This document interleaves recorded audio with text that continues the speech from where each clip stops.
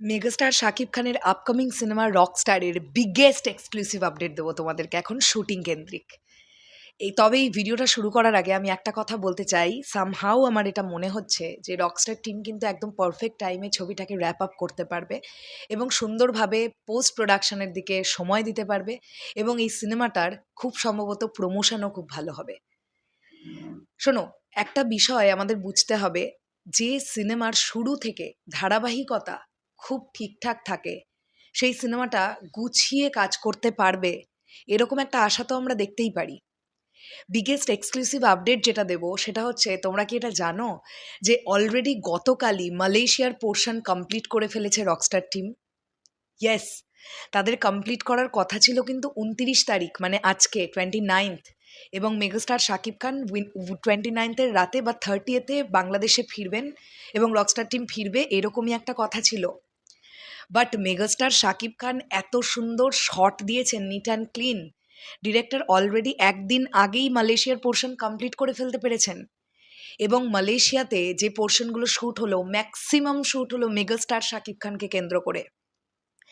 Megastar Shakib Khan এবং সাবিলা নূরের বেশ কিছু টকি পোর্শন, বেশ কিছু ফিলার্স, বেশ কিছু এমন মোমেন্ট শ্যুট হয়েছে যেটা আমাদের দেখতে চরম ভালো লাগবে, লোকেশনের দিক থেকে দুর্দান্ত লাগবে, যে কারণে মালয়েশিয়াকে বেছে নেওয়া হয়েছিল। এইবার দিতে চলেছি তোমাদেরকে বাংলাদেশ কেন্দ্রিক সবচাইতে এক্সক্লুসিভ আপডেটটা।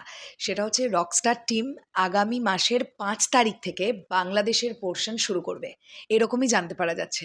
তো তোমরা বুঝতে পারছো, রকস্টার টিম কিন্তু সুন্দরভাবে গুছিয়ে কাজটা তারা প্রথম থেকেই করছে। মালয়েশিয়ার পোর্শনটা নির্ধারিত সময়ের আগে কমপ্লিট করে ফেলেছে।